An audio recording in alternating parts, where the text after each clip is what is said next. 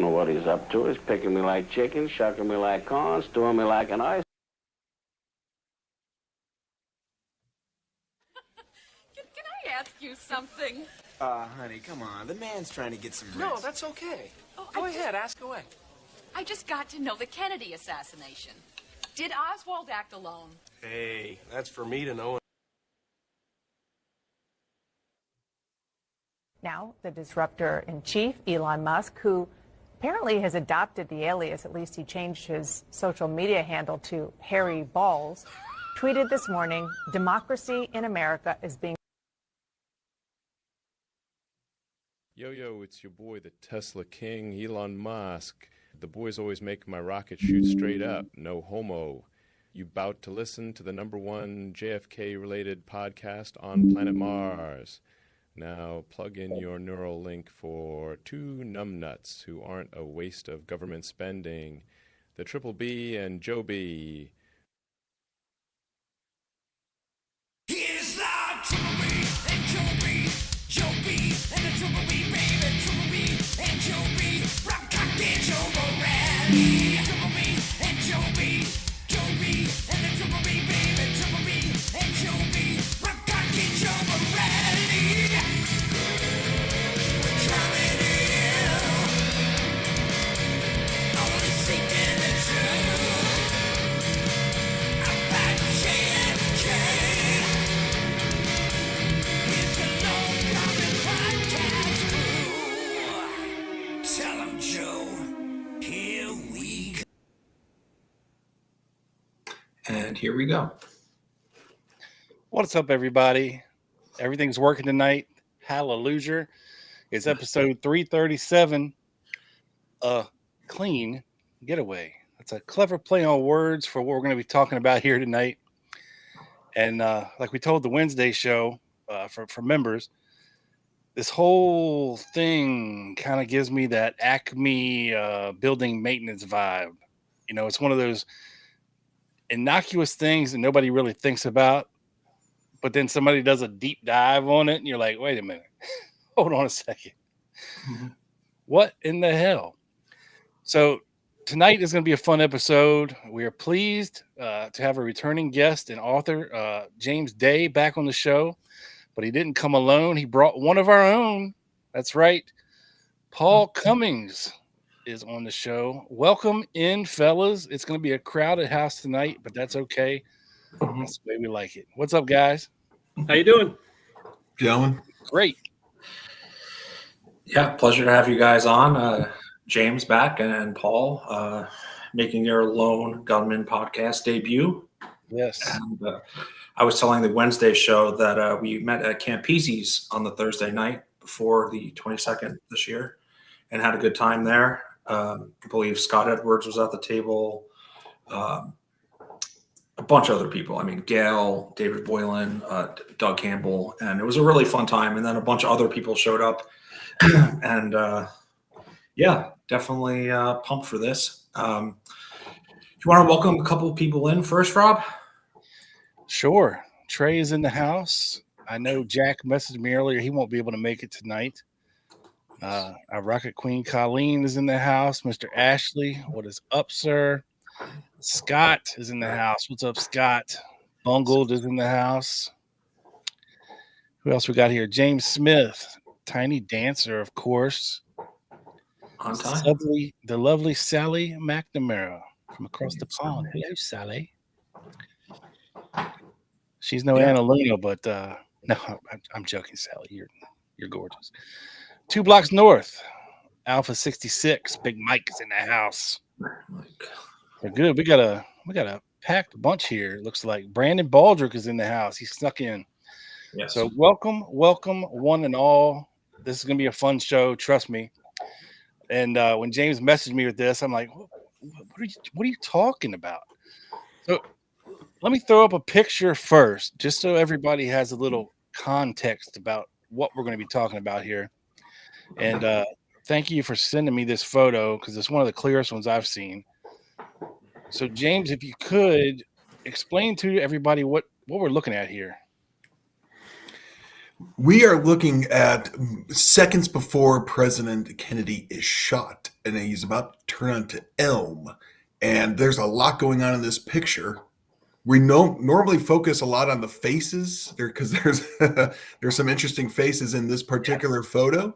But in this case, we are looking at that laundry truck in the foreground, a random unoccupied laundry truck at one of the most devastating intersections in American history.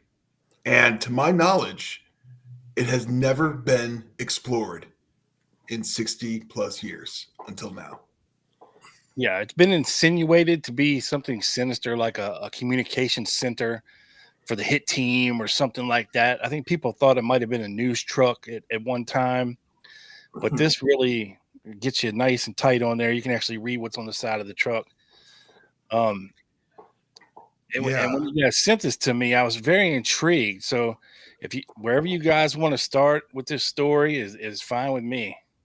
I'm gonna turn this over to Paul because he, thanks to being on your show a while ago talking about the radical right, I was connected to Paul thanks to this podcast.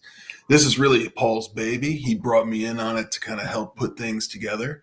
But I'm going to turn it over to you, Paul, because you have just dissected this thing for years now. So why don't you tell us a little bit about how you got into it? Sure. Actually, this probably goes back to when I was about 8th or 9th grade. When I first started out in the Kennedy assassination, it was due to my parents. My mom and my dad were big JFK fans, RFK fans. And so I always had the Kennedy background with me. And I started getting interested in probably about 8th or 9th grade. And what really brought to the forefront, like others, is best evidence. And quite frankly, I couldn't have got through that book if it wasn't for my mom. My mom was a nurse. So getting through that book was tedious. And with her being there, it really helped. I haven't read it since. A lot of big words in that book. Yeah. So that kind of got me started. And when I first started looking at this picture, I often thought, well, why is that thing there? Did it get out a dump truck or something? I didn't understand why that thing was there.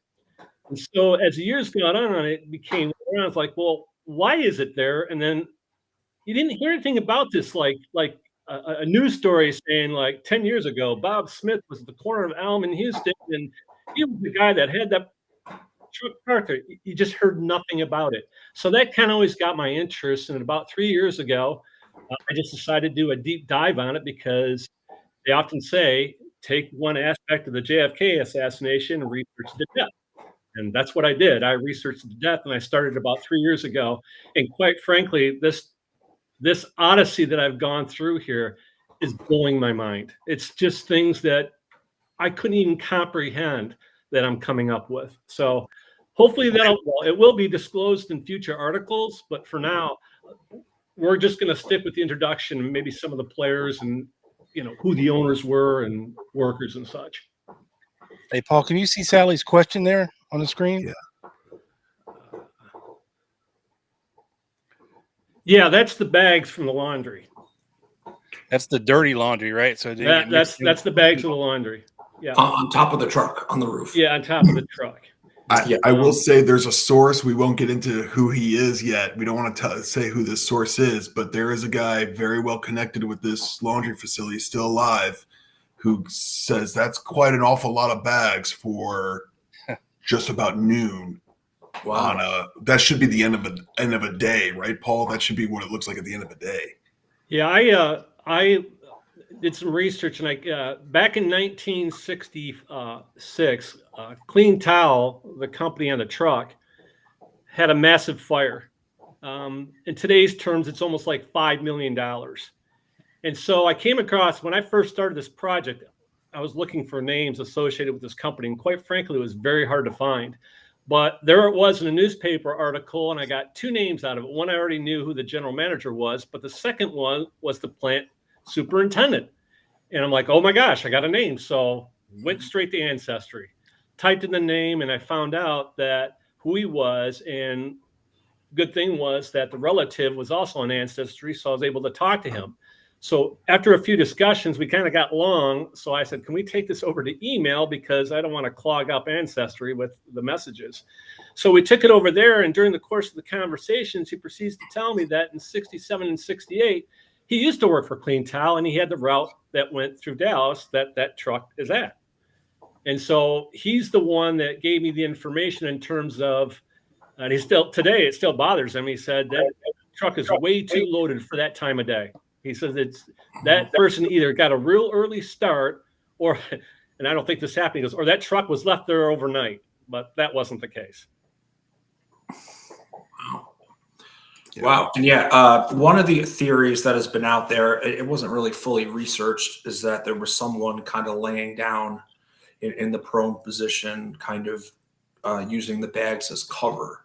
I mean, that's just one of the theories I read out there. And, you know, that's, of course, very interesting. I just want to give a quick PSA.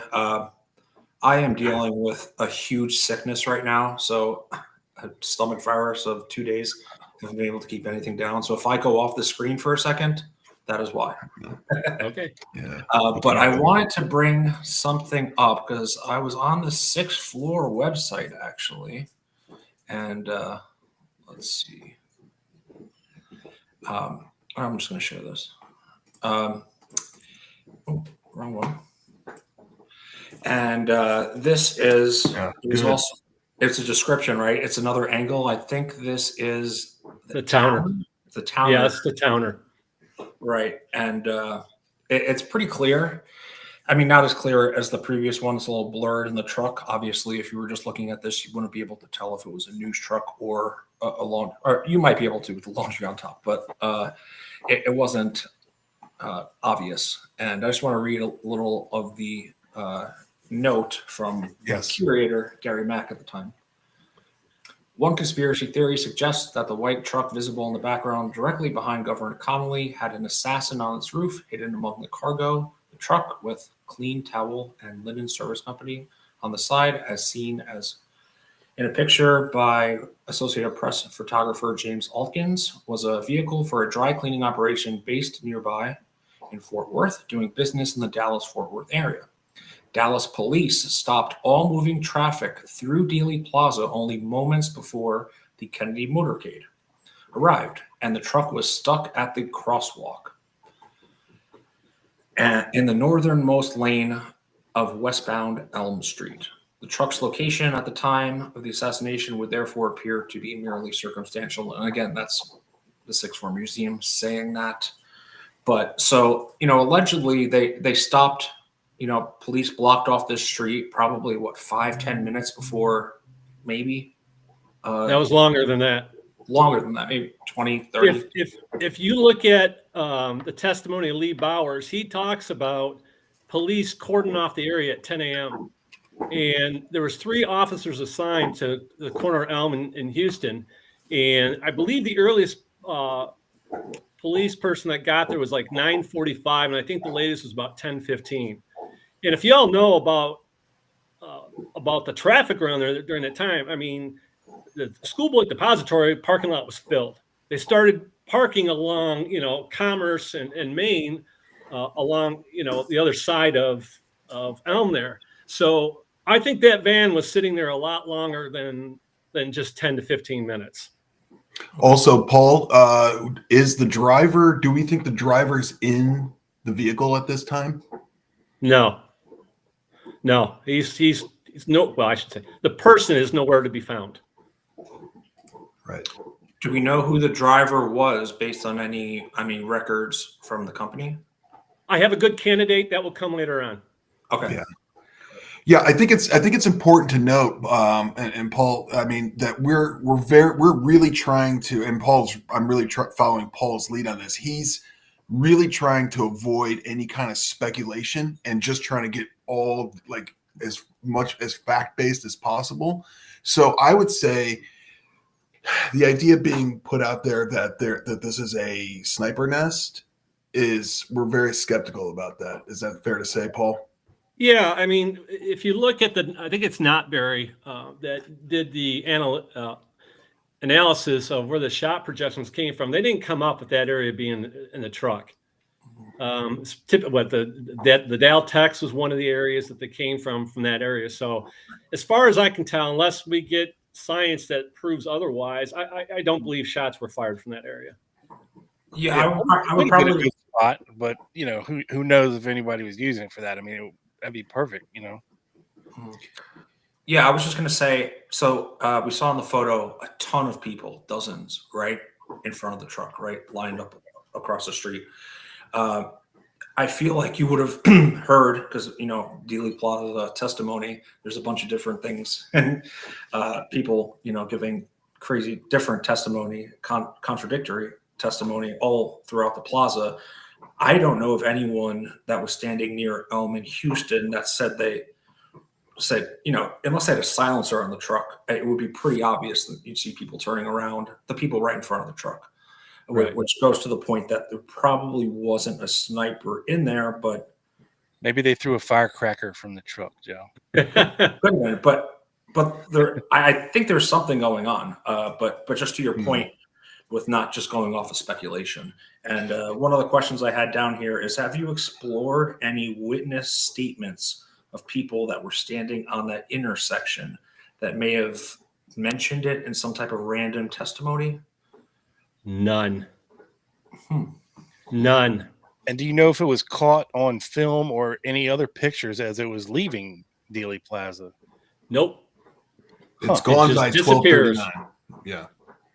It just disappears. There's a photo of the truck behind it, like James just said, about 12:39, but there's nowhere to be seen about where the truck went, the clean towel. Our truck. Yeah, our truck. Yeah. Well, you either had to go straight on to Elm or make a left onto Houston, one or the other. The only place it could have gone, and this is not earth-shattering, I'm about to say, is it took a right. And I got proof on that.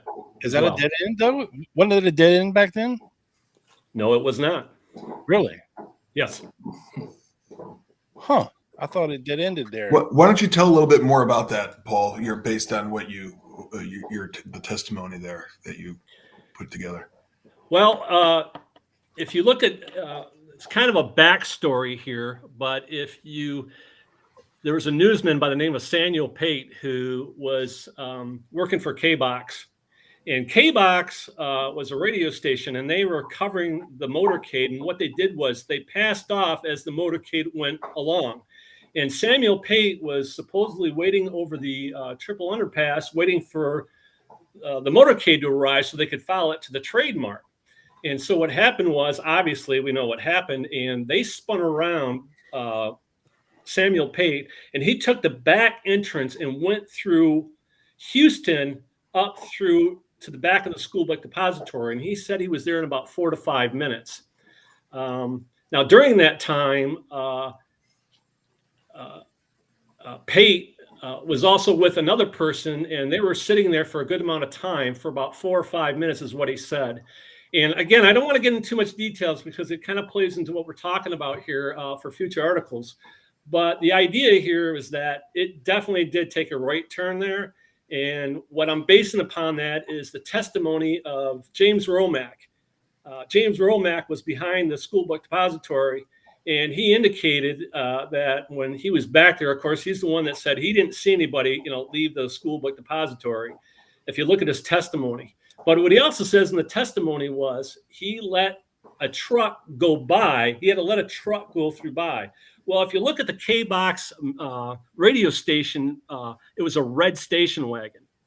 So you can't confuse a truck letting a truck go through from the K-Box radio station that was a red station wagon. So there's testimony there about where this truck went, and it did. And just look at his testimony. He says it. He says, I let a truck go through. Well, he didn't say the K-Box truck because that was a station wagon. Yeah, because I figured if it would have came down Elm, somebody would have caught it on film or it'd be in a picture or something of the aftermath. You know what I mean? Right. And Rob, you are somewhat right. Romack talks about that there was boards actually over the tracks. So that's how the K-Box station red station wagon came up, was going over those boards that are over the tracks to get to the school book depository. Interesting. Boards over the railway tracks? Yeah. Okay. Wow. Yeah. I wonder if that was something they did all the time, or if just in case somebody needed to cross them. Who knows? Don't know. Huh. Interesting. But now let's get into let's get back to the company. Yeah. Paul. If you could start with its origins, I think they're in California, right? Way back. So, yeah. So, Clean Towel was established in 1958. It was between three people on the original document, with one other person being the recording agent. The three people were W.J. Newell. He's kind of a legend in the Fort Worth area. He's kind of a outspoken. Oh, how can I describe him? James would probably do a better job of describing him. He was just an outspoken kind of, yeah. I mean, kind of a political guy, writes columns, writes opinions on the newspaper. He has a lot of opinions to say about what's happening politically, locally and nationally. And the other person was a person by the name of Benjamin Lewis, or B.J. Lewis. He worked at, the name escapes me now. Sorry, I'm drawing a blank. Bell Helicopter. He was a photo inspector for Bell Helicopter. Nothing sinister there. Nothing sinister there. I talked to my brother about this. My brother's in aviation, and what they would do is a photo inspector would look and try to find cracks in the wings to make sure the plane was okay. And that makes sense based upon what this guy did. And the third person was an attorney by the name of Alan Connor. And Alan Connor was at one time, was the campaign director for Coke Stevenson, who ran against LBJ in 1948, unsuccessfully. That was the old landslide Lyndon win when they found the box. And then the fourth person who ended up being the general manager, his name was Mark Sutphin. And Mark Sutphin has ties to a history with the real owner, who is based out of LA. So I just think it's important to mention that this article incorporation that Paul is talking about, it indicates four Texas natives, Paul, right? Three, and the recording agent was Sutphin, who became the general manager. But these guys are all buddies. Yes. Well, not B.J. Lewis. As far as I can tell, these three people that got together, they were Masons. Okay. They were Masons. And didn't W.J. Newell have write something about JFK and his Catholic, what does he call it? The papacy and the Catholic hierarchy? Was that him? Yes, and that's why I was thankful for James that he came on board. James, you can talk about that. Yeah, so Paul did this amazing research and then called me after appearing on your show and kind of said, "You want to see what I've been doing here?" I was frankly honored, and we kind of started with Newell, who wrote a 1960, basically let's just call it op-ed, warning that rhetoric you have noticed before if you've studied like the Minutemen or the John Birchers. They've come out and said things like voting for Kennedy is basically a vote for the Pope, and that being Catholic, he's going to be loyal to not to the American people but to the head of state of the Vatican, essentially. And it's a long piece that just keeps going. I mean, it's a letter from this guy Newell who really showed his colors there on. So we at least have something there already that kind of puts these folks. Again, we don't want to speculate or just be so broad that says every one of these guys is along the same lines as Newell. He was very outspoken throughout his whole life in politics, looking through the newspapers. But that's an indication that there's something going on there, at least in terms of the 1960 campaign. Yeah, same mindset. Yeah. Yeah. Wow.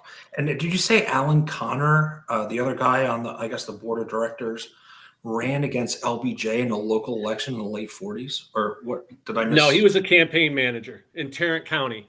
For the opponent Tarrant County is. Correct. Okay, got it. Thank you. Yeah. Fascinating. Yeah. So Paul has established that we have this this is in 58 with that article, the article of incorporation lists Connor, Newell, right? And, Yes. and Lewis. But it's actually owned, as you guys know, and this is kind of amazing, it's kind of owned by someone out of California.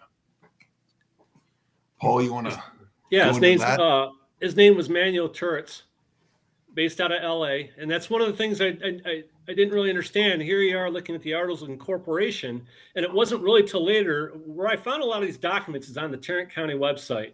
My first goal was to find out, okay, who owned this place? I mean, who was this person that owned this? So I went through the Tarrant County titles and deeds area, and that's how I came up with the articles of incorporation. But later on, I found a document where there was a fire at Clean Tile in 1960, and this Manuel Turretz was hiring a person by the name of Sidney Levine to be his attorney to represent Clean Tile because they had a fire in 1960. And I'm like, well, wait a minute here. Who's this guy? I mean, didn't make any sense to me about seeing the articles of incorporation. He's not even present. But then I see this document indicating that he's getting fired. Well, it turned out later on that he was the true owner of the company, and he's based out of LA. Well, did the company exist in California first? No, we found later on there was a lawsuit between Turretz and Mark Sutphin, which actually identified their contract that they had. And they had a contract that was done in May of 1958, even before the company officially got incorporated in June of 58. So they had a contract agreement back in May of 1958. And that's what Turretz brought into the lawsuit was this contract, because after the fire in 1966, which devastated the place, Sutphin ended up leaving in January of 1967. And that's how it got brought out about his contract. So was it kind of like a merger, or was it one buying the other one, or? No. Yeah. No. So Turretz, Manuel Turretz is like he is a laundry guy. Like he basically goes around and starts laundry facilities throughout California. I mean, he was born in Philadelphia, but he really made his mark in Southern California, right, Paul? So he's launching facilities, and he is one of his guys that he kind of sends out to manage a place is this guy Mark Sutphin, who, though a Texas native, is spending a lot of time in Southern California working for Turretz. Okay. So when the Clean Towel facility that we're talking about, it opens in Fort Worth, it's Sutphin who is sent back to run it. Like a franchise. There's a previous relationship even before this. In 1940, Sutphin was out in Los Angeles, and he was working for what was then under Turret's company called Crescent Towel. And he was working for them. So there was a previous relationship that they had before him coming over to Fort Worth. They had been together in LA in 1940. How long he worked for them, it's hard to say. That was discovered on his World War II draft card that he had worked there. And obviously with Turretz being the owner, kind of made sense that they would be working together. But it was like 18 years later. All right, I think I got you now. Yeah. Are we kind of being clear and sort of like at least the I just wanted background. I try to clear things up that occur to me that might not be clear to the audience as well. But the Mark Sutphin guy, I remember following one of the links from your article, which by the way is attached. You can find it in the show notes here below the video if you want to read their article over on Medium, which I highly suggest you do. But one of the hot links takes you to the Sutphin contract. I think it was. That dude was making some pretty good money for the late 50s. He had a pretty sweet deal, right? Yeah. The other thing about Mark Sutphin is that he has experience in this. Just to let you know, he has gone back and forth between Fort Worth and LA a number of times. He's raised in the Fort Worth area. He went to school with a lot of the people you're going to read in future articles with, and that's another thing I want to point out to people. If you continue to read our articles, you're going to find these are not names you're going to be familiar with the JFK assassination. They're just not there. So if you're looking for the David Phillips or Joanides or David Morales, that's not going to be here for you. These are going to be all new names until later on that you're not going to be able to recognize. Gotcha. Yeah. I just pulled up that contract, Rob. Mark Sutphin was making $170 a week, plus I had $100 expense account. So I just did the quick math. Also gave him a car. Oh, really? Yeah. Yeah, you got a car on it too. Yeah, so he's making about $800 a month. Easy math adjusted for inflation. A little over 8,000. That's a lot. That's nothing to see. $100,000 a year from in today's money, I guess. Yeah. So I think it's important to point out that this clean towel and linen service is not like your local dry cleaner or laundromat that you would walk in and get that hoodie pressed, Paul. It is, and Paul will tell you about this, it is a business to business, and this is important because, and it's also out of Fort Worth. So it's in Dallas. It's an issue. I mean, there was a Dallas account, but it's a Fort Worth based company in Dallas. But, and Paul will eat this up, when they went and tried to find where the Eisenhower type jacket was cleaned, that was because of the laundry tag. Yeah. Paul, what did they find when they went to look for when they went to look at clean towel? Well, they didn't. Clean towel is not mentioned anywhere in the Warren report. And take it to another level, when they found the cleaning tag in Oswald's jacket, they scoured over 400 cleaning establishments in Fort Worth and Dallas. Guess which one they didn't cover? You got to be kidding. No, not in the gambling report. Nothing can be seen in regards to clean towel in the gambling report. Yeah, because don't they list each one in that report? Like, yeah, it's a lot. Yeah, it's a lot. Page after page after page. Yeah. Right. So that's an anomaly. And just trivia that I think we should get out of the way, but it's kind of juicy, is that the location. Paul, where is Clean Towel based address wise at Fort Worth? Oh boy, now you're going to get me to a real direction here, but I think it's important. It's juicy. Not sure what you mean by that, James. Who was a half mile away in 62. Oh, well, it's kind of cool. You want me to do it? Yeah, go ahead. You do it. So the location for the facility is 2431 Weisenberger Street. I think it's a half mile away. A half mile away. Easy one street over. Yeah, maybe a block or two, right? Is what? Maybe a block or two, something like that. Yeah. Oh, you can walk past it. Is Oswald's Fort Worth apartment that he rented in summer of 62. Mercedes Avenue. That's right. That's right. Now, the landlord is in, if you remember, Chester Allen Riggs. He actually gives an affidavit in the Warren report. A little bit of minutia. He actually sues Sutphin, Chester Allen Riggs. I thought that was kind of weird. So Oswald's landlord ends up suing Sutphin for what? Dirty towels? I mean, no, but I think what probably happened in that case when the lawsuit, because it was settled. And the other thing I want to point out is everything that I've researched.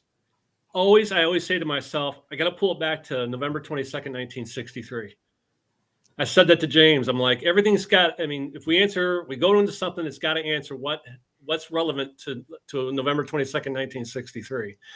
And so I believe what happened there was that when Clean Towel had their fire, I think they probably were looking for a place to hold their offices and stuff like that. So I think that's how they came across the Riggs guy. But again, it just kind of goes to the aspect of there's, like James said, there's a lot of anomalies in terms of what's going on with this company. Now, when Tourette's and Sutphin had their suit, we talked about that earlier after the fire, the same attorney in this suit, was it Ford? Who is, I can't remember who the representative, if it's for Tourette's or for Sutphin.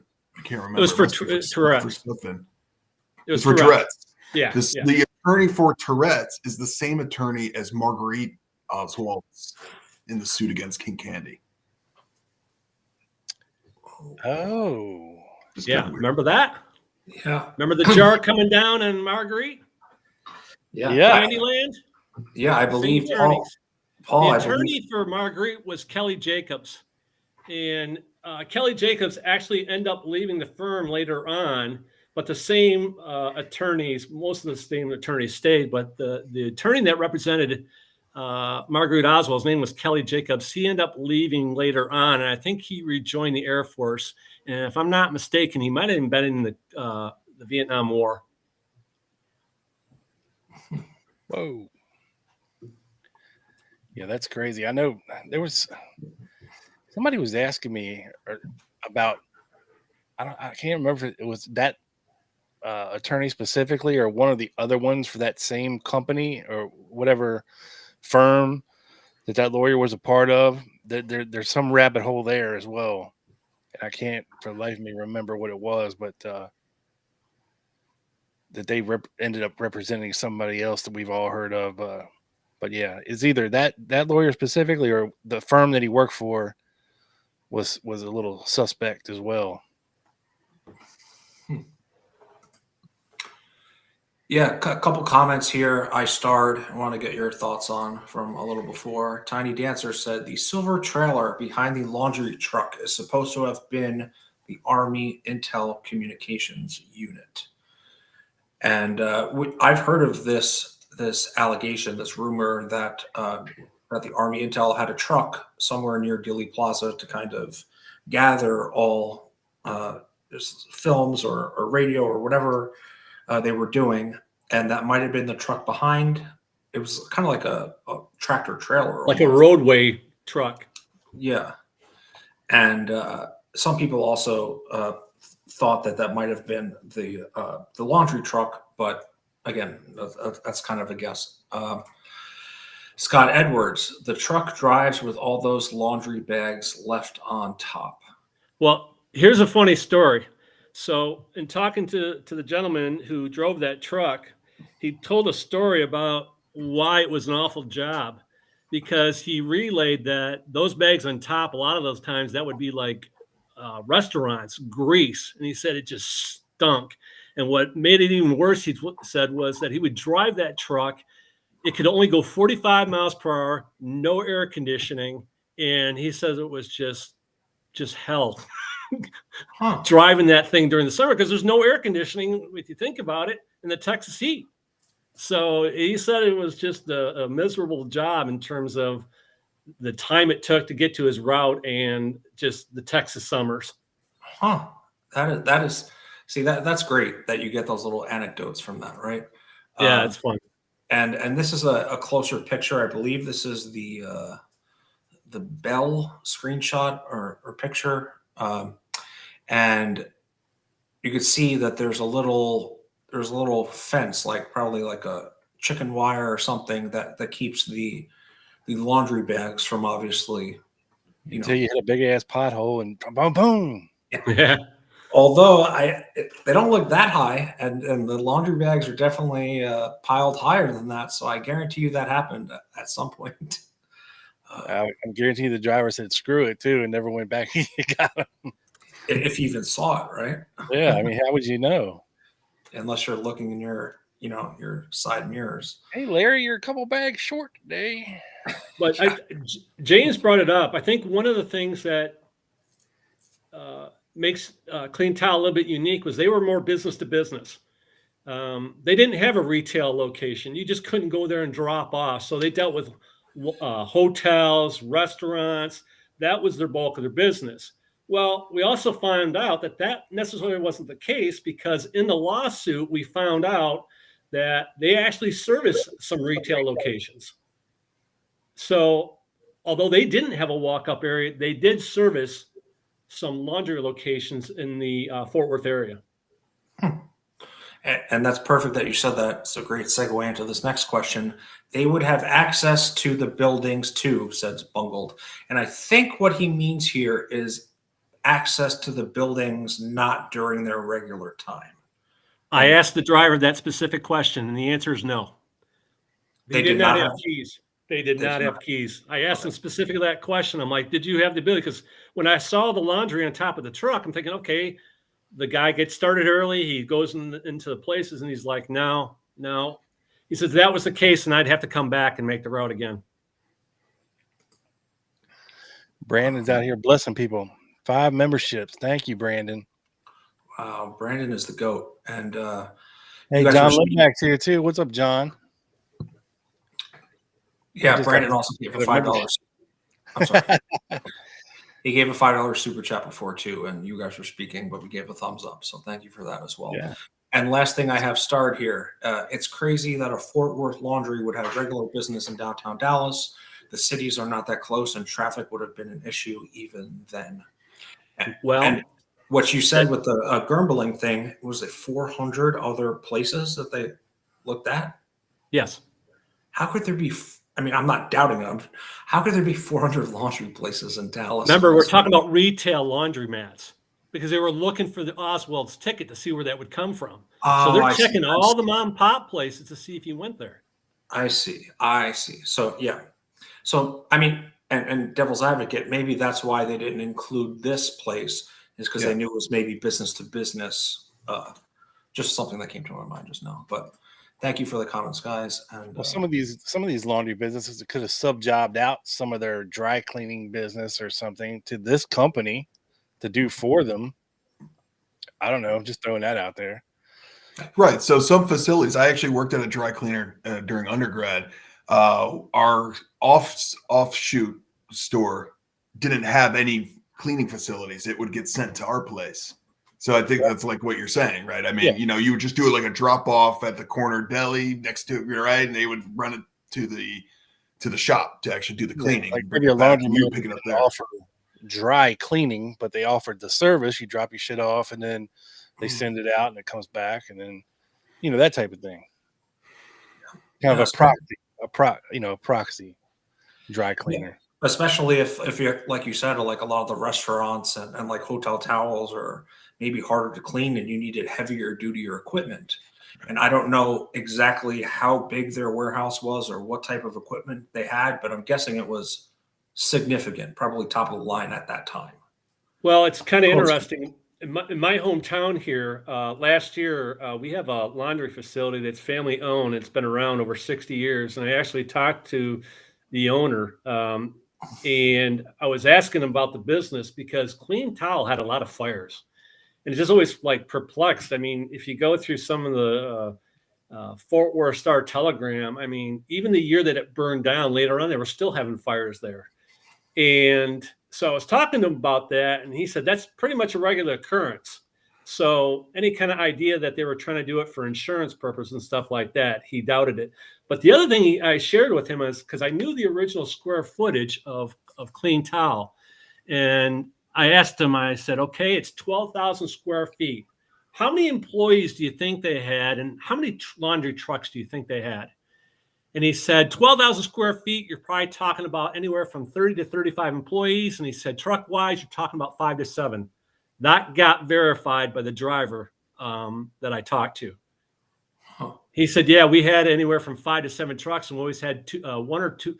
I think it's at least one truck was there that wasn't being used in case one broke down. Yeah. And by the way, Paul, I love the thought process of asking your local guy about it to try to get some insight about it. It's just great. I love it. It's awesome. It's been fun. It's One of the things that I've really gotten a joy out of this is talking to people. I've talked to actually I talked to a family relative of Turret's, Sutphin, Lesh, the daughters of Robert Lesh. I'm not making a joke here. They're heroes to me. We're going to explain a little bit more in future articles about them, but the information they shared about me with Robert Lesh is going to really make people's eyes really stand out when they hear about Robert Lesh. Wow. And Rob has this question in his head. I'm going to ask it for him. Any relation to Phil Lesh of the Grateful Dead? Nah, it doesn't work. I know. No. I actually know a guy in real life named Mark Sutphin. That's crazy. How's he spell it? He spells it I-N, not E-N. Okay. Yeah. Well, that's Mark Sutphin when he first he first spelled his name P-H-I-N, but later on it became P-H-E-N. Okay. Could be a distant relative. I mean, it's kind of a weird lesson, you know. Who knows? Yeah. Ancestry can answer that question.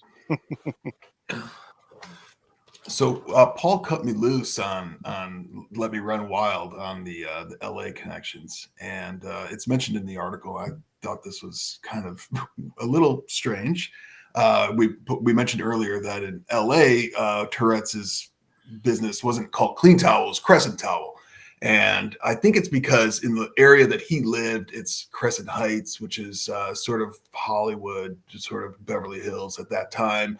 A lot more mom pop than it is now. So, but he was living quite well. I mean, when you look at these addresses of his former residence and you look up on maps these days, it's like, wow, these are worth a lot of money. But so I was going deep into trying to find clients or anything about this Crescent Towel when he was running the LA investors.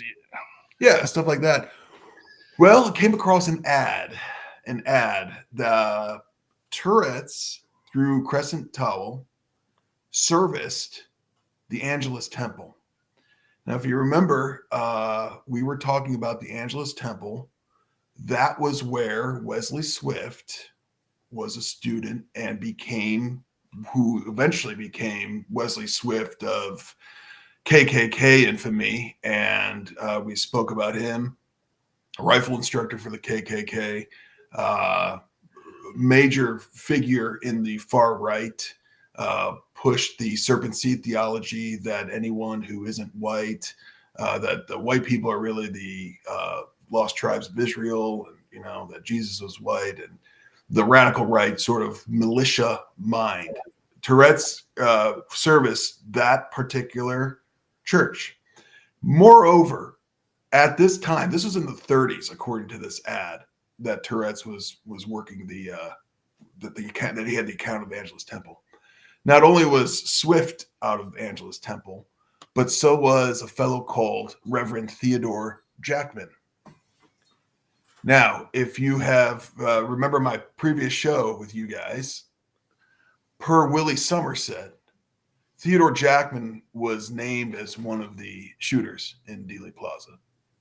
Sounds unbelievable, but that's what Somerset said per Miltier, that Jackman was one of the shooters. I think it's really odd that the owner of Clean Towel once serviced the same place where Ted Jackman was a kind of a professor. So that I put that in the article with the ad showing that. They're all, extreme far right wingers, KKK. Yeah. Correct. I see where you're going with that. Yeah. Mm-hmm. And that's where James has really helped out. I actually joked with my wife before talking with James that I said one day, I'm like, I'm going to have to find a cheap airfare to LA because there's too much of what I'm seeing between Fort Worth and Los Angeles. I can do things in Fort Worth. I've been there a few times, but LA is out of my territory. So when James told me he was from that area, it's like, oh my gosh, what a blessing. I'm going to say something just to kind of dangle for for future things, but I think it's just, I got to get it out there. Paul, I just got to. Sure. Tourette's was Jewish. And Jackman, this Theodore Jackman, was a Christian Zionist. So he was, although he was a minister, a Christian minister, he was out there promoting the Zionist cause leading up to the creation of the state of Israel in 48. And we know that. We can just look at old newspapers and see him going around showing he was supposedly a Palestinian expert of antiquities and stuff like that. So that's another connection. I mean, not only there is a heavy Zionist influence in Clean Towels behind the scenes. We just take us where the evidence goes. Including a gun runner for the Haganah, which is the Israeli defense. Before it was the state of Israel, there was gun running coming from the U.S. to Israel illegally. This is not sanctioned by anybody. You're running arms to another country. This gentleman, we've mentioned him already in the show, but he was very close to Clean Towel. So one way or the other, there's a Zionist connection. And I have to say, I don't mean, I'm not talking, I think Zionism as a political movement is a lot different than talking about Judaism. So I want to mention that I'm not talking especially in about that time in history too. You know, they got a much different perspective on it than we do here now. You know. Hey, I'm gonna answer a question here for Trey. He's not asking it, but he said Fort Worthians were like their leader Amon Carter. The land that Clean Towels at 2431 Weisenberger was land donated to the city of Fort Worth by Amon Carter. I just looked that up. I actually just looked that address up on Google Maps, and it appears to be gone now and is a parking lot. But you kind of see around it. There's these big shed-like warehouses, no windows. The facility's still there. It's just not a laundry place anymore. Oh, well, Google Maps sucks then. No, I got a picture of it, but do you have a picture? It's there. Yeah, you've been there, right, Paul? You What's went that? to look at it. Yeah, I You went saw it there yourself. 2 years ago. I tried to get in. The guy wasn't too happy with me wanting to go in the building. He said, "You guys got to leave me alone." I said, "Okay." I walked away. I wasn't there to be, adversarial or anything like that. So I just walked away and took some pictures. That is it. This is it. Yep. I can see a bunch of laundry trucks backing up to this thing, getting unloaded. Yep. See, when it first sent me here, I was facing this way. Ah, yeah. And it said 2437 Weisenberger Street. Like the address that I put in isn't there anymore. But all I had to do was turn around. Yeah, the fire was really devastating back in '66. I actually talked to Sutphen's daughter about it, and it was very devastating and very hard for their family. And I mean, obviously they got through it and all, but because one of the questions I had was when I went to Fort Worth a couple years ago, because this facility had so many fires, I looked to see if I can get fire reports on it, and I got nowhere with that. So when I talked to her, she's like, "No, that was a ventilation fire." And I'm like, "Okay, that makes sense." And when I talked to my contact here locally, he said, "Yeah, that's pretty common." Yeah, not arson after arson after arson. Right. Insurance fraud. Correct. Mm-hmm. Yeah.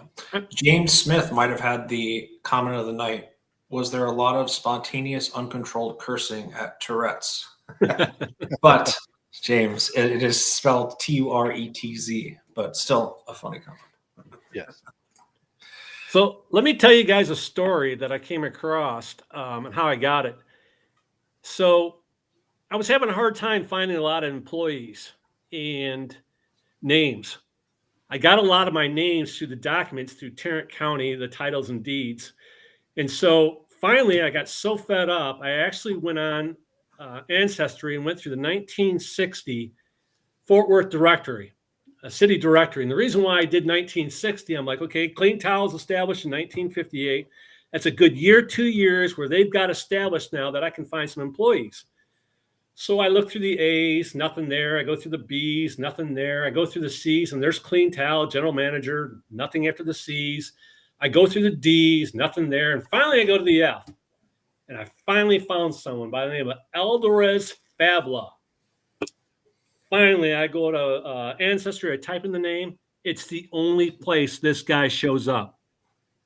Nowhere else on Ancestry. And if you look at his name, Eldorez Fabla, in parentheses, it says Tony, meaning that's either his partner or his wife. Nowhere else to be found anywhere. So I get really, and I'm really annoyed by this. And I said, well, wait a minute here. They have his address here listed as 3207 Ellis Avenue.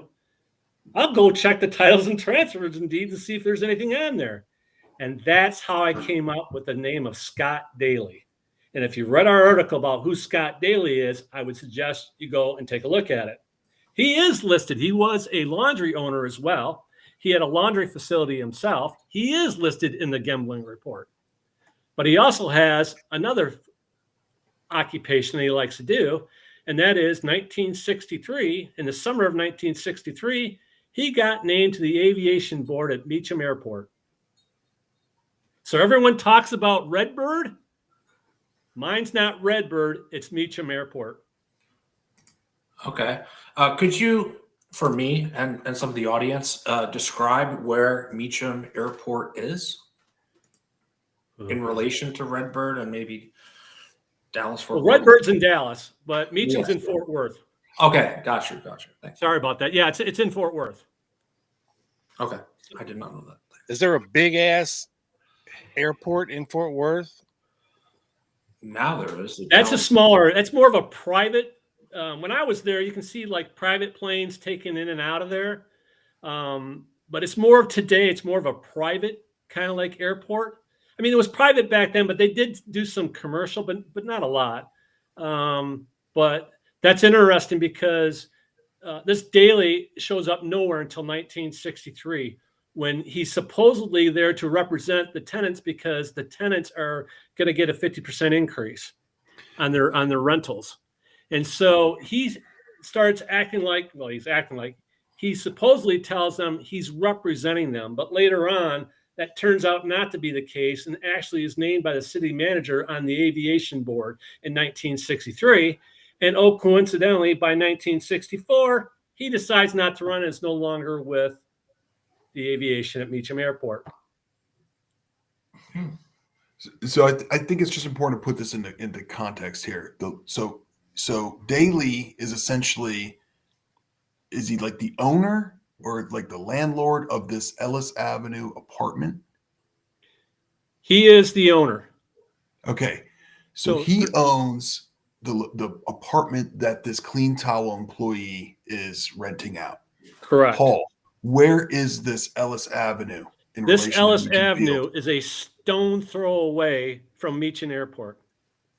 Literally, you could just almost walk across the street and there's the airport. So that close. in ads advertising, like, 1 bedroom apartment, for this location that this Fabula guy rented, it specifies in the ad Latin American. One of the ads, not all ads, but just one of the ads did say that. Yeah. I'm going to bring it up right here. I think this is cool, man. Oh, yeah. Yeah. Attention, Latin American, 3207 Ellis, 2 bedrooms, $100 equity, $50 a month, vacant. What's that? Mamie Ferguson. Yeah. Mamie Ferguson. Yeah. So that is included in your article. So that's kind of interesting in regards to part of the reason why we bring this up is because of obviously the Gene Sotir, if I'm pronouncing his name right, who to this day everyone uses. Well, he flew out of the Dallas-Fort Worth area. They've never really narrowed it down to what airport he actually flew out of. Our contention is it might have been this airport. Name again? Sutra. Gene Sutra. The French assassin. That's where he flew out of? Corsican, yeah. No, there's been speculation about where he flew out of. Oh, but they said Fort Worth. So yeah, very plausible for sure. Let's go back to Dealey really quick. Okay. Dealey, we find out from his obituary, served under Willoughby in the Pacific. General Willoughby? That's right. You are correct. He served in World War II in the intelligence for Willoughby. Well, now things get a little more interesting, folks. In case you haven't been paying attention to our far right shows, yeah, Willoughby's a big one. For those who aren't that familiar, just touch on Willoughby and his connections real quick. Just to remind everybody a little bit about who this guy is. Willoughby was General MacArthur's head of intelligence, or head of counterintelligence, was it? Pacific. In the Pacific, yeah, both during and after World War II. And if anyone has followed the trail of Willoughby, I mean, Dick Russell even got like a message directly that said, look into Willoughby. That is a guy that you need to know about. He opens up the door into like the Chickasha Knights and the Sovereign Order of St. John Jerusalem, which had a military component to this, brotherhood that had right-wing generals and other Bonnerfellers, and Walker was a member of this group. So to me, that was just, the bells went off when I saw that this Dealey guy, who is in the laundry business, is the owner of the apartment renting a clean towel employee in the shadow of Meacham Field. I mean, where an assassin may or may not have flown out of. That was just kind of strange. Paul, do we want to go any more on Sutra? No, not right Okay. now. Okay. Sorry, well, you blew the mind of the chat with that. NK goes, whoa, and James goes, wait, what? Yeah, I thought once I got the name of the owner, my first goal is to get the name of the owner and find out who the driver was. But the more I dug on this, it got even more interesting, to say the least. Yeah, because Jean-René Sutra was, of course, an alleged French assassin or Corsican assassin. And what's interesting about him, for folks that don't know, is him and, Marie, I forget what his full name is, Mankel, the guy that was QJ Win. They often used each other's names as aliases, which is kind of messed up. Michael Mertz is what you're thinking. Michael Mertz, yes. So if just say, for instance, QJ Win was in Dallas and he left and he used his buddy's name, Jean-René Sutra, on the manifest, as a kind of, to throw him off the scent of the trail in this other guy's direction, like a professional FU, basically. I've heard that theory before too, so that's something to think about as well. Crazy. Rob, there is way more Sutra that we have not said. And I'm going to defer to Paul on this one because we want to get our ducks in a row. And he's the more wizened researcher. So I will. Well, when that happens, y'all got to come back on. Yeah. For sure. Yeah. I want to highlight something from Trey here, who is from Shreveport, but knows a lot about around. That. Yes, he does around a little bit. Eamon Carter built an airport just south of where Dallas-Fort Worth Airport sits now, Centerport area. I guess it didn't make it, as it couldn't draw carriers from Love Field or Meacham. And that is correct. Is Eamon Carter related to Cliff Carter at all? Amon Carter's a legend in Fort Worth. I know he started the Fort Worth Star Telegram. Is he related to Cliff Carter though? LBJ's. No, I don't think so. Yeah, No. Carter's pretty popular name, but you never know. Right. Trey also followed up Amon Carter Field, which became Greater Southwest Airport. It opened in 53 and stayed open until 1974. You know, Trey made also a point earlier I saw about, I think he was referring to Amon as employing Marguerite. Trey, if you see that, let us know. Without really going into detail, I mean, I think it's important to know Marguerite is not to be dismissed. We already mentioned that kind of weird connection with the attorney in the suit, but you know, there's more to her, Paul, than I certainly thought of before I got into this clean towel business. Colleen's asking, was Willoughby in on the Flying Tiger attack on Cuba? That I don't know.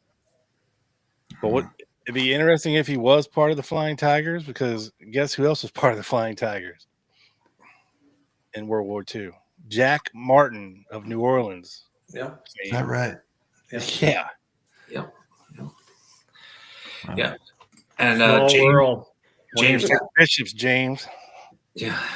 He goes, what exactly did he do in World War II intel? I think he's talking about Willoughby. And if he's in the Pacific Theater, and this is a complete guess on my part, you're not really doing a lot of counterintelligence, because you're not going to get many, infiltrators into the Japanese army that have been, surviving in caves on these islands.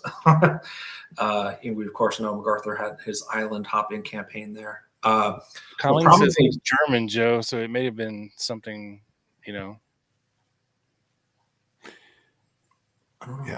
It's important to point out that the intelligence just didn't end when the war ended, for instance, and something like the Sovereign Order of St. John's Jerusalem, which is dubbed the Chickshinny Knights that Willoughby is part of, and the Klan too, for instance. These guys had their own intelligence services, their own networks, their own spies on the ground. They didn't have maybe the 3-letter acronym, right, of out of DC or something, but that doesn't mean that they weren't doing their own intelligence. So, or they weren't involved in other intelligence agencies feeding information to their little network, right?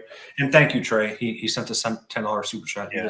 And we know we know all these extreme right wingers were talking, whether they were from California, Florida, Georgia, Texas. And they were all absolutely all the time, and absolutely that Paul. That has because we always go in thinking, well, such and such should be this kind of type of we have to put all of our assumptions aside. Everything that we knew, say, about a certain group or something is not the case, because we're dealing with certain individuals who have different allegiances that we don't even know about. So we have to really kind of go in there without knowing anything, or putting all of our assumptions aside, right, Paul?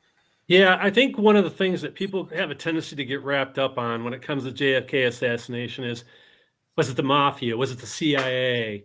And I often tell people, men wear many hats.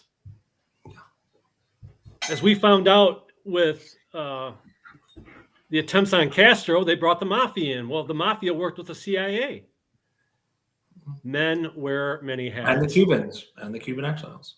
Yeah. Yes. So just to sit there and say, well, it was the mafia or the CIA, I think they try to put it in a box. Yes. And as we know in this assassination, you can't do that. No. You can't.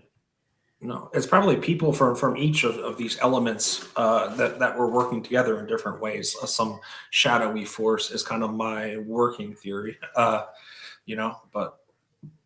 very good point there.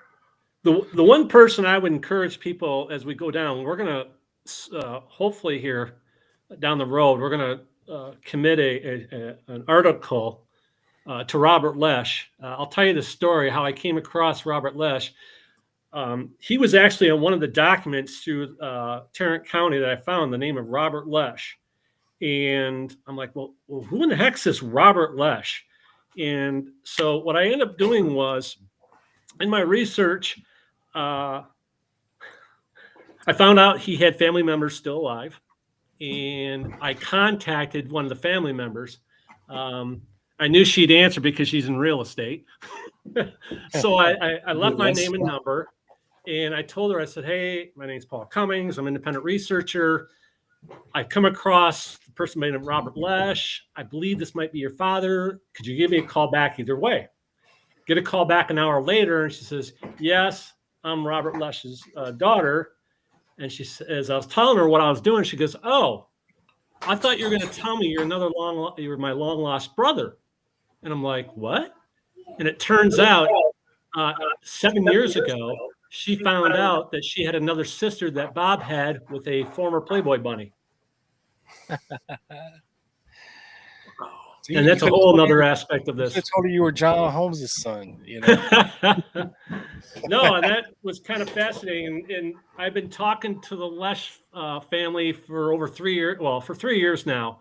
And they lost their mother and their father by the time they were age of 12. And they, to where they're at today, I can't tell you just how proud I am. Like I said, we'll get more into Robert Lesh in a future article here, but Robert's the centerpiece of what we're going to do forward here. Cool deal. So have we covered just about everything we want to for now until part 2? Or it'll be a series. Yeah. What we're trying to do is context and detail are important in this case. Yeah. And I just don't want to blow it over about how we came up to what we did. So I'm a very analytical detail guy. And so I want to make sure that people, when they go through, are going to be understanding that your questions are going to be answered as we go along. Well, I, for one, love these deep rabbit hole dives on weird anomalies, you know, when as it pertains to this case. And I know folks in the chat are digging it too. Yeah, loving it. They've been busy all night. And just put another spin on it, Bob and Joe. There's an article in 1961 from the Fort Worth Telegram in which Robert Lesh's car gets dynamited. Oh, really? Oh, yeah. Oh, yeah. I mean, he survived a number of shootings. He was ultimately murdered. Yes. Unsolved. 1968, he was murdered. Okay. It's like Roger Craig, you know? I think he had his car blown up and then he got murdered. Yeah. Yeah, definitely smells of a mafia type of thing. That's the case, yes. Yeah, I mean, but again, Bob also had a very high IQ. He would, what are those places like Mensa meetings? Him and his daughter, who's one of his daughters, also got Bob's ability. He was a genius, you know. And I'm going to throw this out for you guys because his daughter told me this. In the mid 60s, Bob was driving around his car with a car phone. Really? Yeah. Wow. Mid 1960s, a car phone. Yeah, not too many of those around at that time. The only other one I've heard about in the 60s is Fred Chrisman. Yes.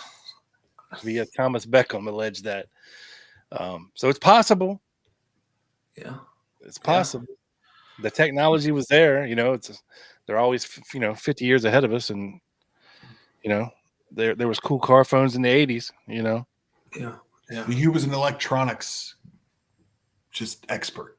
And that's kind of where I guess we'll leave it at. That the Lesh comes into play with electronics down the road.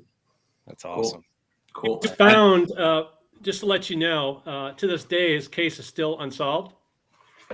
And in 1968, yes, he was murdered. In 1968, when they went through his trailer, they found electronic equipment, bugging devices, tape recorders, and stuff like that. Huh. Wow. So adding to the the list. laundry facility needed that. Yeah. We got an interesting comment here from James Smith in relation to the Flying Tigers. By the way, William Pauley, who helped start the Flying Tiger, I believe that's Aviation Group, AVG, and the airline, was in on the raid to Cuba with Rip Robertson, John Martino, and a few others. The Bio Poly raid, yes. That's why we love our chat, by the way, because they Wait, always say that again, Joe.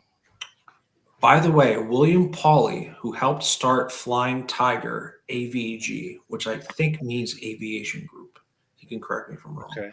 And the airline was in on the raid to Cuba with Rip Robertson, John Martino, etc. I thought that was a boat raid, but I guess he's saying Pauly was in on the raid. Or was he saying the airline is in on the raid to Cuba? I don't know. You might have to specify. Well, he had his own raid on the Bio Pauly raid. Mm-hmm. It didn't go well. Spoiler alert. It did not. It did not. No. And Scott says we definitely have to have a follow-up or more on this. And I think we will, definitely based on the chat's reaction. And please understand, we're not trying to avoid giving you more details, but if we were to talk even more in depth, it's not going to be able to put in context the background, because the background story, this is a story. There's more depth and detail that needs to be explained than we can put in any kind of podcast. Yeah.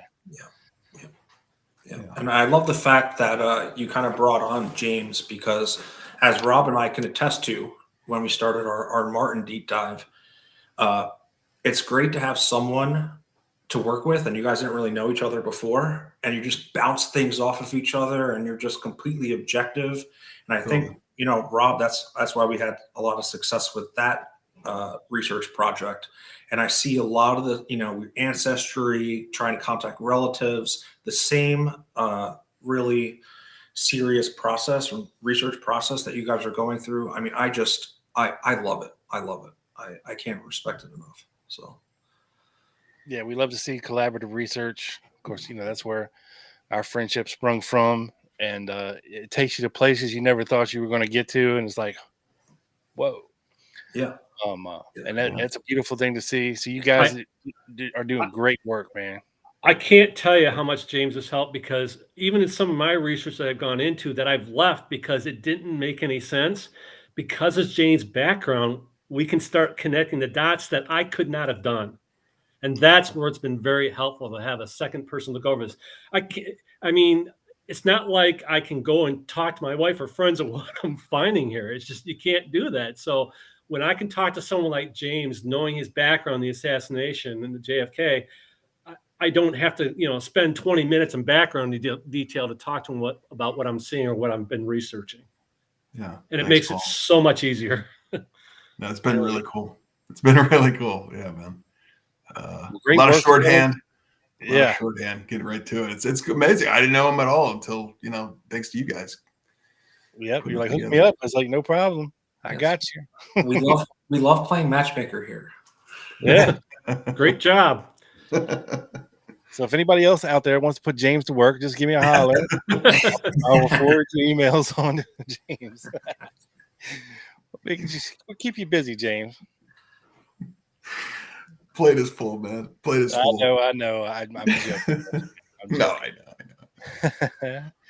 So, and as we wrap that up, I would be remiss without asking you, since it is a timely topic, and I've got both you guys here, and we got a little time to chitty chat for a second. The file releases, the task force. What are you guys' thoughts on all of that?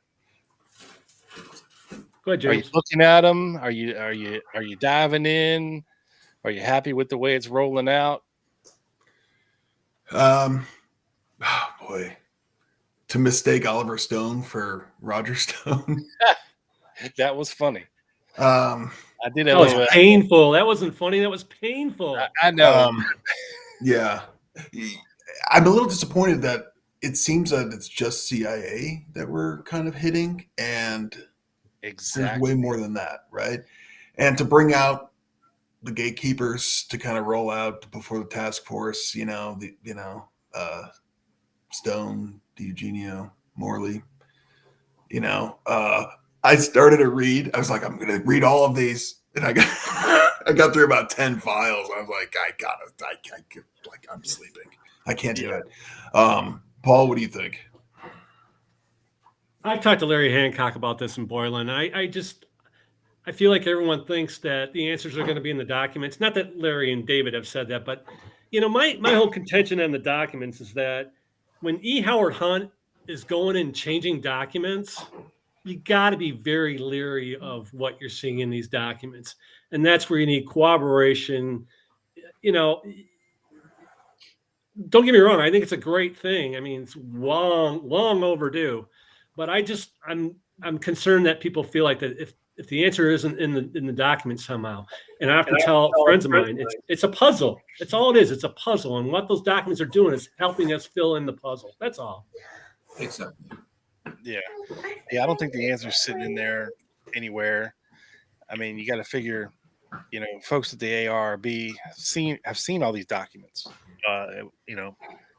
and work with the CIA and reclassifying these things. And like James said, what I'm interested in is these 2,400 FBI documents. I'm more interested in seeing that than, what the price of bananas in Guatemala in 1957, was.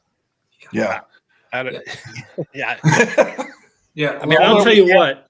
Yeah, Jefferson absolutely. Morley, I thought he handled himself very well because you could tell he was getting steamed when they were trying to make a political statement on that. And I could tell, and he handled it very well. But his steam, you could tell, was going through his ears. And I commend him for doing that. That was me. I would have just looked at that congressman and said, "What the F are you doing?" Have you seen this, guys? This is the best. Have you seen this picture? I think this was Crockett, the one that tried to make it about something. This is everyone in reaction to her question, and Morley's keeping a good poker face. Stone is like, "Get me out of here." Jim D's staring into space. Yeah, I thought that was really funny. But they had Morley had Luna on. I think it was 2 nights ago, and last night. And they did have a question about the 2,400 FBI documents. They are at the archive, and they are in the process of being digitized. But, like Rob and I have talked about many times before, they are shorthanded. And they don't have all the manpower or womanpower to do this really quickly. And, of course, having a change of the head archivist, probably didn't help that either. But the good news is it's allegedly coming, as well as other releases as well. So, in the film too, she brought up the aspect because actually Jefferson Morley took it another level, and that was getting the original copy of the Wegman. Is it Wegman or Darnell films from NBC? Darnell. Yeah. That they're looking to get the originals, not the copy, the original. And so she has sent a letter to NBC requesting those, and she even said, "We're not looking to have an adversarial relationship with NBC." So we sent them a letter, and we're hoping they're going to cooperate. Yeah. And this task force does not have subpoena power, but I think it's Comer does, one of the top Congress men, and she said it was either on Morley's thing or at the task force that if necessary, she would go to him to get subpoena power for those if that initial request did not work out. Please, can we have it? Doesn't work? Yeah. Yes, exactly. Yes. I'll show up at my front door and be like, "Can I yes, you can have whatever you like, Miss Luna." And the timing couldn't be any perfect because Comcast announced last year they're looking to spin off some of their businesses. And what a greater opportunity than the FTC and the FCC coming in saying, "Okay, we might agree to this, but here are some conditions." And here's one of the conditions. Because NBC's been holding that thing forever. Yeah. That's crazy. I mean, if it was that clear where you could see, I mean, that'd be great. Like I was telling Joe Wednesday night, if you could get the camera original copy, run it through like 8K resolution, maybe even a little bit of AI just to fill in the blanks here or there. You might have something. I know Bart's hoping like hell if that happens. But yeah, we'll just have to. It's one of them wait and see. You know what? I don't think, at least I don't need to know if that was Oswald or not, because he wasn't on the 6th floor. I mean, Right. Curry said that. They could never put him, up there with a gun on the 6th floor. But it'd be nice I to have don't need photographic that to proof of it. verify whether it is or not. Right. Yep. 100%. But like you're saying, Rob, though, this is about the assassination of the president. It's enough of Oswald already, doesn't always have to be about him, So Yeah, just trying to narrow our suspect pool down a little bit, that's all. And like I said, I'm more interested in the FBI documents because they're the ones that have investigative power in the United States.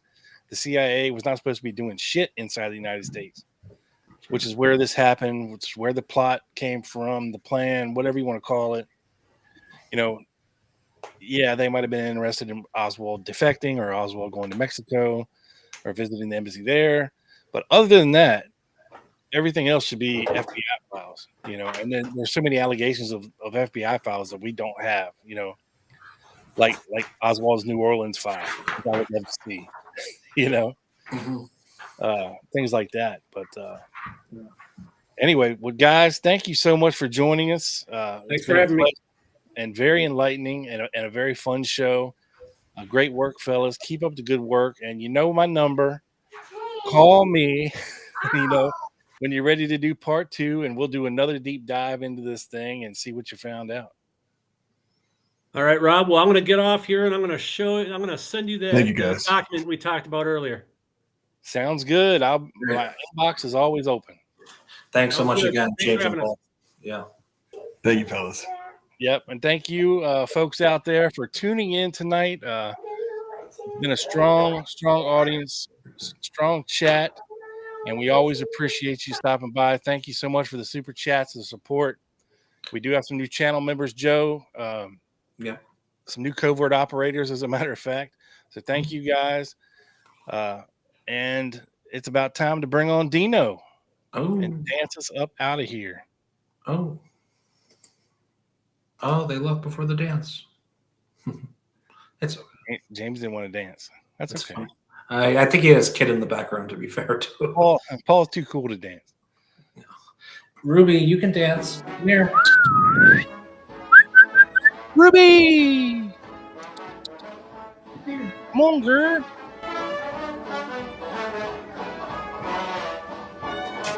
Thank you, Paula. Thank you, guys. Thank you, Southwest. Thank you, Bungle. Thank you, Trey, Scott, Eileen. You guys rock. The greatest lies are told in the name of truth. The greatest crimes are committed in the name of justice.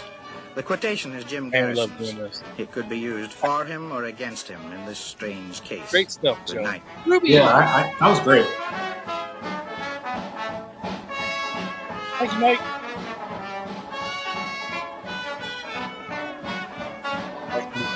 This one.